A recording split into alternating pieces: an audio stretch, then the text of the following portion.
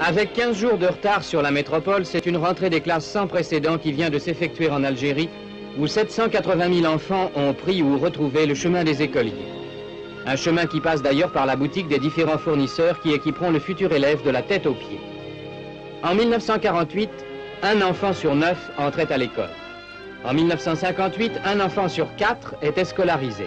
Et l'on compte cette année sur 50 000 nouveaux venus, parmi lesquels on a pu noter une importante proportion de filles, phénomène nouveau qui est symbolique du nouvel état d'esprit. Des questions multiples se sont posées pour faire face à cet énorme accroissement de la scolarité. 1500 salles de classe environ se sont ouvertes depuis un an et accueillent dès cet automne les enfants algériens. Mais un problème sérieux s'est posé en Algérie, comme en métropole, le nombre insuffisant de maîtres. Partout où un instituteur civil n'a pu être nommé, c'est un militaire qui a pris l'école en charge.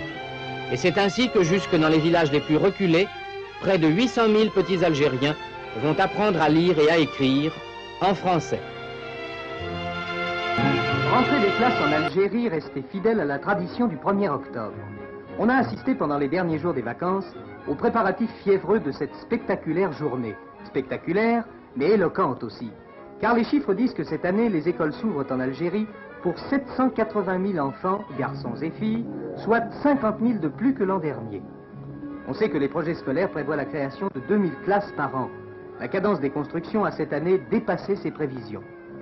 On assiste donc dès aujourd'hui à la réussite du plan de scolarisation en Algérie, grâce auquel les effectifs auront doublé en 8 ans.